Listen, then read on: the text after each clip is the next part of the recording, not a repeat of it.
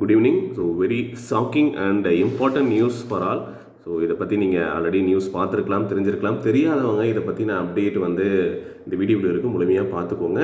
TNPSC மூலமாக இனி recruitment நடக்குமா அப்படின்னு ஒரு கேள்வி கேட்டால் இப்போ வரைக்கும் இருக்குது. பட் புதுசாக ஒரு அறிவிப்பு வந்திருக்கிறது என்ன அப்படின்னு அரசாணை எண் 115 வந்து மனித வள மேலாண்மை துறை வந்து வெளியிட்டிருக்கு. சரிங்களா? அதில் என்ன சொல்லியிருக்காங்க அப்படின்னா, மனித வள சீர்திருத்த குழு ஒன்று அமைக்கப்பட உள்ளது. அதுக்காக வந்து ஓய்வு பெற்ற ஐஏஎஸ் ஒருத்தர் வந்து அலுவலர் வந்து பார்த்திங்கன்னா தலைமையில் இதை பற்றி ஒரு அறிக்கை தாக்கல் செய்யும் அப்படின்னு சொல்லிட்டு தெரிவிச்சிருந்தாங்க. சரியா? இப்போ என்ன சொல்கிறாங்க அப்படின்னா, இது வரைக்கும் கவர்மெண்ட் ஜாப்ஸ் அப்படின்னா எப்படி ஃபில் பண்ணிட்டு இருந்தாங்க? நம்ம டிஎன்பிஎஸ்சி இருந்தது, அதே மாதிரி டிஎன்யூஎஸ்ஆர்பி, டிஆர்பி, இந்த மாதிரி ஒவ்வொரு ரெக்ரூட்மெண்ட் போர்டு அப்படிங்கிறது இருக்குது. ஸோ இந்த ரெக்ரூட்மெண்ட் போர்டு, ரெக்ரூட்மெண்ட் ஏஜென்சி, அது மூலமாக நம்ம என்ன பண்ணியிருக்காங்க, கவர்மெண்ட் ஜாபுக்கு கவர்மெண்ட்டே எக்ஸாம்ஸ் கண்டக்ட் பண்ணி ரெக்ரூட்மெண்ட் பண்ணியிருந்தாங்க.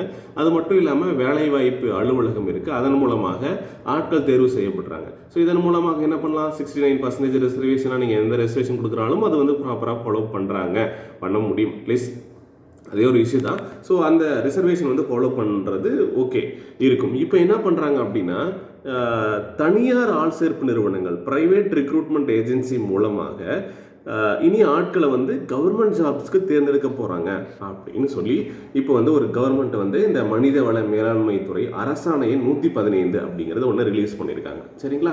ஸோ அதில் தான் இந்த மனித வள சீர்திருத்த குழு ஒன்று அமைக்கப்படும். அதுக்கு வந்து ஒரு தலைவர் அதை பற்றின ஒரு அறிக்கை தாக்கல் செய்வார் அப்படின்னு சொல்லிட்டும் தெரிவிக்கப்பட்டிருக்கு. நிறைய ஜாப்ஸ் வந்து இந்த ரெக்ரூட்மெண்ட் போர்டு மூலமாக ரெக்ரூட்மெண்ட் பண்ணிகிட்டு இருக்காங்க.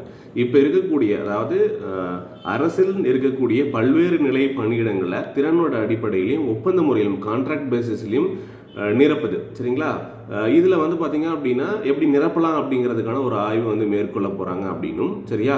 இந்த தொழிலாளர் சட்டங்களை நடைமுறைப்படுத்துகின்ற 3வது முகமை, அதாவது வெளிமுகமை ஆள் சேர்ப்பு நிறுவனங்களை பட்டியிட்டு, பிரைவேட் ரெக்ரூட்மெண்ட் ஏஜென்சியை பட்டியிட்டு, அதை வந்து பார்த்தீங்க அப்படின்னா மனிதவள அரசு என்ன பண்ணும் அப்படின்னா, அரசு பணியிடங்களை அவற்றை கொண்டு நிரப்புவதற்கான சாத்தியக்கூறுகளை ஆராய்வது அப்படின்னு சொல்லி இப்போ சொல்லிட்டாங்களா.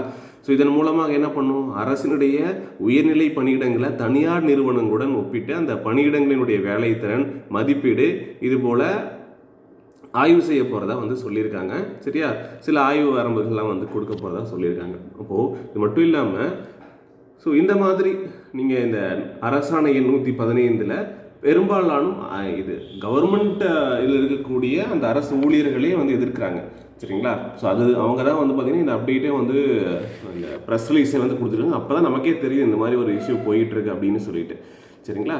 ஸோ இப்போ இந்த மாதிரி தனியார் வசம் ஒப்படைக்கப்பட்ட ஏற்கனவே வந்து இந்த மெடிக்கல் ரிலேட்டடான மருத்துவ சேவை பணி நிலை அப்படிங்கிறது ஏற்கனவே ப்ரைவேட்டில் சில இது கொடுத்துருப்பாங்க, உங்களுக்கு தெரியும். சரி, அப்போ எல்லாத்தையுமே ப்ரைவேட்கிட்டேயே கொடுத்துட்டா இதுக்கப்புறம் எப்படி இருக்கும்? சரியா?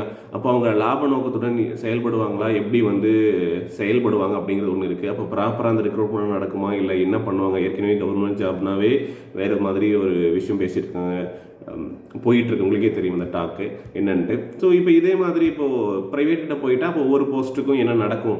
நம்ம என்னடானா ஒரு பக்கம் டிஎன்இபி மற்ற ரெக்ரூட்மெண்ட் போர்டில் இருக்கக்கூடிய வேகன்சிஸ் எல்லாம் ஆவின்லேருந்து எல்லாத்தையுமே வந்து டிஎன்பிஎஸ்சியை கண்டக்ட் பண்ணும் அப்படின்னு ஒரு பக்கம் சொல்கிறாங்க. இன்னொரு பக்கம் இப்படியெல்லாம் ஒன்றா எடுத்து இவங்க என்னென்னா ப்ரைவேட் கிட்ட கொடுத்து, ப்ரைவேட் ரெக்ரூட்மெண்ட் ஏஜென்சி கொடுத்து அவங்க நடத்த போகிறதா அப்படிங்கிற மாதிரி இப்போ இஷ்யூ வந்துட்டுருக்கு. இப்போ தமிழ்நாடு அரசு பணியாளர் தேர்வாணையத்தின் மூலமாக அரசு பணிக்கு பணியாளர்களை தேர்வு செய்யாமல் வெளிமுகமை இல்லை ஒப்பந்த அடிப்படை கான்ட்ராக்ட் பேசிஸ்லையோ இல்லை தனியார் வசமோ சில பணியிடங்களை விடுவது அப்படிங்கிறது இப்போ ஏற்கனவே இருக்கக்கூடிய இந்த ரிசர்வேஷனுக்கான ஒரு சமூக நீதிக்கு எதிராக இருக்கும் அப்படிங்கிற மாதிரி எல்லாருமே வந்து இப்போ எதிர்ப்பு தெரிவிச்சிருக்காங்க எல்லா அரசியல் கட்சி தலைவர்களும். உங்களுக்கு தெரியும், ஏற்கனவே ரிசர்வேஷன், இடபிள்யூஎஸ் ரிசர்வேஷன் அதுக்கும் ஒரு பக்கம் போயிட்டுருக்கு.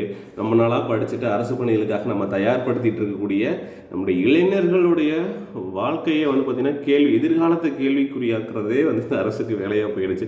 எப்படா ரிசல்ட் விடுவாங்க, குரூப் 2 ரிசல்ட் வரும் அப்படின்னு ஒரு பக்கம் நம்ம வெயிட் பண்ணிகிட்டு இருக்கிற ஒரு பக்கத்தில் இப்போ அடுத்த எக்ஸாம்ஸை எப்படியும் அவங்க கொண்டு போக போகிறாங்க அப்படிங்கிற மாதிரி இன்னொரு கேள்வியையும் அவங்க முன்னாடி வைக்கிறாங்க. ஸோ இதை பற்றி ப்ராப்பரான ஒரு அப்டேட் வரட்டும். சரிங்களா? ஸோ என்ன கொண்டு போக போகிறாங்க, இது கண்டிப்பாக வந்து ரத்து செய்ய வேண்டும் அப்படின்னு தான் எல்லாருமே வந்து சொல்லியிருக்காங்க. மனிதவள மேலாண்மை துறை வெளியிட்டக்கூடிய இந்த அரசாணை 115 வந்து ரத்து செய்ய வேண்டும் அப்படின்னு சொல்லிட்டு தமிழ்நாடு தலைமைச் செயலக சங்கம் வந்து தெரிவிச்சிருக்கக்கூடிய ஒரு ப்ரெஸ் ரிலீஸை பார்க்க முடியுது. ஸோ பார்க்கலாம். தேங்க்யூ.